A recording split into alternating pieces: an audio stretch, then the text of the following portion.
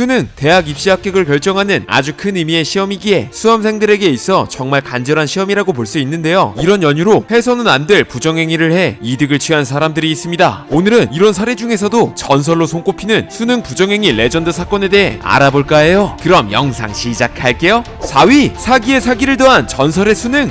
2006년 S대에 재학 중인 대학생 이모군이 한 학생의 시험을 대신해서 보다가 인상착의를 확인하던 감독관에 의해 적발되는 사건이 있었습니다. 처음에 대리시험에 대한 모든 사실을 부인했지만 추궁 끝에 사건의 전모가 드러나게 되었죠. 근데 충격적인 사실이 하나 있었습니다. 대리시험을 치던 이모군의 시험지를 채점하자 채점 점수가 500점 만점 중 78점이 나왔던 것이었죠. 알고 보니 그는 작년 수능 성적표와 주민등록증을 위조해 인터넷 사이트에 대리시험 의뢰 광고를 게재해 의뢰를 한 학부모에게 현금으로 1억 원을 받은 뒤 시험 직후 도주할 계획이었죠. 이 사실을 들은 실지 학생은 경찰서로 뛰어가 나도 124점을 받는데 대리 응시자가 74점이 뭐야? 라며 소동까지 피우게 되었죠. 근데 충격은 여기서 끝이 아니었습니다. 이날 이모군이 대리시험 응시 비용으로 받은 현금 1억 원이 중국에서 만들어진 위조 지폐로 확인되어 이 사건은 결국 사기에 사기를 더한 전설의 수능 사건으로 기록되게 되었죠. 통수에 통수가 있는 엄청난 반전 스토리, 여러분들은 어떻게 생각하시나요? 3위, 대리시험 부조리.